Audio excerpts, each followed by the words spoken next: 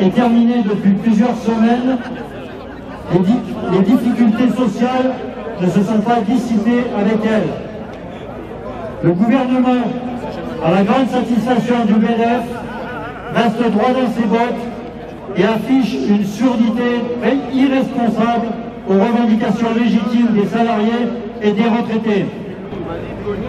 Le grand débat national qui a commencé ressemble de plus en plus à une grande arnaque politicienne et à une espèce de détournement aux vraies attentes des gens. En le cadrant et surtout en ciblant les sujets à ne pas mettre sur la table, en particulier l'augmentation des salaires et des pensions, l'ISF, le CICE, l'évasion fiscale. La démonstration est faite qu'il doit rester au service des riches. C'est de l'enfumage pour masquer les réalités et en faire ressortir ce qu'ils voudront imposer par ordonnance pour aller plus vite. C'est d'ailleurs ce qui est prévu dans le projet de loi sur la santé qui est soi-disant en discussion avec les partenaires sociaux jusqu'au 15 février, pour ensuite une application rapide. C'est la remise en cause de la sécurité sociale, des hôpitaux publics de proximité et du libre choix de se faire soigner où l'on veut, par qui l'on veut. Le report du dossier de remise à plat des retraites en juin 2019, après les élections européennes bien sûr, et dont les discussions se feront pendant les vacances d'été, doivent aussi nous inciter à être vigilants et prêts à nous mobiliser avec les actifs pour empêcher que là encore, nous soyons victimes de baisse de nos retraites et que la retraite par points ne se mette en place. Comme vous le voyez, les projets néfastes ne sont pas dans les tiroirs. Ils sont bien sur la table, prêts à être validés par ce gouvernement aux mains des plus fortunés. Les retraités ne doivent surtout pas baisser la garde. Ils ont montré leur colère et mécontentement en répondant en nombre aux 10 appels qui ont eu lieu en 2018 par les organisations de retraités à des actions diverses, comme à celle d'aujourd'hui à l'appel des syndicats CGT, FSU, FO, Solidaire, la CFE-CGC et les associations FGR, LSR et Ensemble et Solidaire. Par leur mobilisation en 2018, les retraités ont contribué à obtenir des avancées sur le déblocage de budget pour la perte d'autonomie, ainsi que pour les EHPAD, pour un montant de 756 millions d'euros. Le gouvernement a reculé sur son souhait de doubler la cotisation sur la contribution additionnelle de solidarité pour l'autonomie, la CASA, ce qui aurait encore fait moins 0,3% sur les pensions. Quant au relèvement du barème d'impôt pour ne pas payer les 25% de plus de CSG mis en place en juin 2018, nous n'y sommes pas non plus pour rien. Tout ceci n'est bien sûr pas suffisant.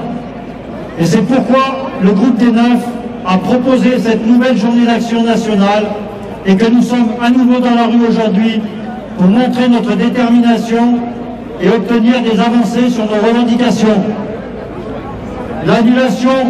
Nous demandons l'annulation pour tous de la hausse de 25% de la CSG. On demande l'augmentation des pensions au moins au niveau des salaires avec un montant de retraite minimum égal au SMIC pour une carrière complète. On demande bien sûr le rattrapage des pertes subies depuis des années du fait des blocages des pensions, soit au moins 10% de pertes. Et on demande le maintien des pensions de réversion en l'état. Pour financer ces revendications légitimes des retraités, le budget existe, mais le gouvernement a décidé de le donner aux plus riches et aux grandes entreprises.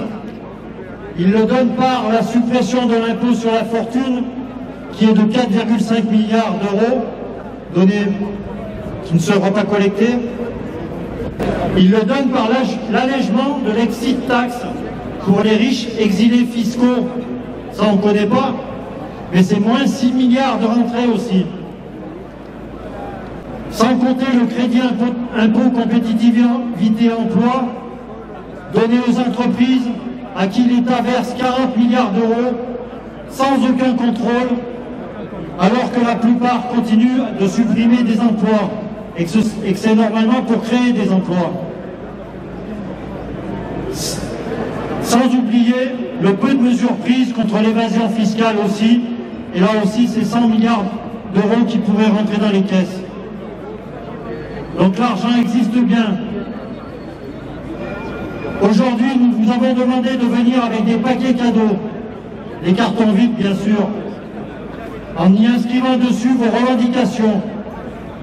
Nous allons rendre ces mauvais cadeaux aux députés qui ont voté majoritairement ces mauvais coups faits aux retraités. Et tout à l'heure, en fin de manifestation, nous le déposerons devant le siège du député Olivier Véran.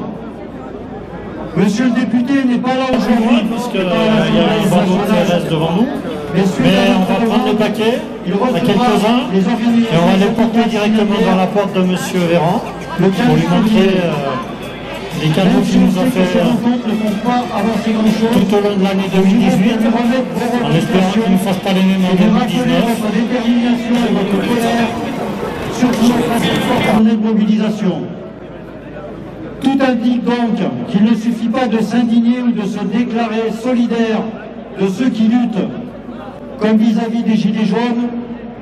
Chacun et chacune et chacun est appelé à être acteur de l'action. C'est le plus sûr moyen de se faire entendre pour mettre vraiment à l'ordre du jour la redistribution des richesses et une autre politique tournée vers plus de social. Donc les retraités continueront donc à descendre dans la rue pour se faire entendre et on ne lâchera rien. Donc nous allons partir en manifestation jusque chez monsieur le député, pas le député, mais c'est pareil. Le député. Alors n'oubliez pas de remplir le questionnaire qui est sur les tables et qu'on a pu vous remettre pour qu'on puisse là aussi lui remettre le 15 février quand on le verra. Voilà. Et pour la CGT, je vous rappelle aussi que le 5 février, il y a une journée d'action active aussi pour les problèmes de salaire et de retraite. Et là, on vous appelle à vous mobiliser aussi, à participer au rassemblement qui aura lieu le 5 février devant le MEDEF.